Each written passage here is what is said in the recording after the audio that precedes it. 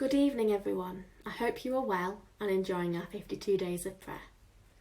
I am excited to tell you about the next prayer in our 52 days of prayer journey.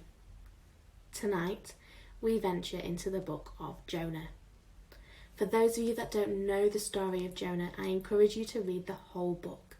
It's only 4 short chapters and will really give you a deeper insight into Jonah and the reason to why he prayed the prayer we are looking at today. Jonah is a prophet who was tasked to deliver some news to a town, and Jonah decided that he didn't want to do this.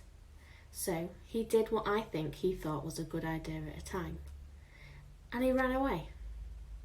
Have you ever felt like running away when tasked to do something you don't want to? Something really hard? The thing is, Jonah was running away from God. And believe it or not, you can't run away from a God who is all-knowing and ever-present. As a result of Jonah running away, he ended up being thrown off a boat into the depths of the sea, where, you guessed it, he ended up in the stomach of a fish. I don't know about you, but I can't imagine what that must have been like, having never been swallowed up by a fish. I mean, it must have been dark and pretty smelly. Now, the first part of Jonah's prayer focuses on his despair, what happened to him, how he felt. It's not a little sadness or frustration.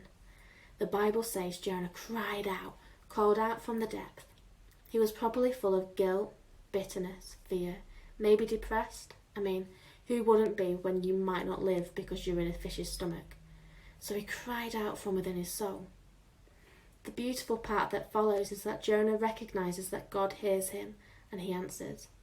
Jonah saw that his actions were the reason why he was in such despair, and even though he wanted to get away from God, God was still there for him at his worst. You see, in Jonah's prayer it's very much back and forth. The bad happened, but God brought light and goodness. Jonah decided. Let me say that again. Jonah decided. It was a choice. His choice to turn and look up. Not inward, not to his current circumstances. He chose to look up to God. How many times, when things are maybe not going your way, or how you expect them to, do you look around at your circumstances and blame them, and focus on the negative? Maybe it's time to choose to change your outlook, to literally look up. The very end of Jonah's prayer is a total realisation, a down-to-earth moment where he knows that salvation, his salvation, is from the Lord. Jonah pours out his thanksgiving and praise at this realisation that his spiritual and eternal blessings are from God. I think it's easy for us to forget this, which is why this prayer is so important. Despite what Jonah went through, he remembered to look up to God and that he is saved by him and through him only. Tomorrow is a group study day. Don't forget to bring your highs and lows to the group for the week so that you can pray for each of these things together. I hope your group sessions go well.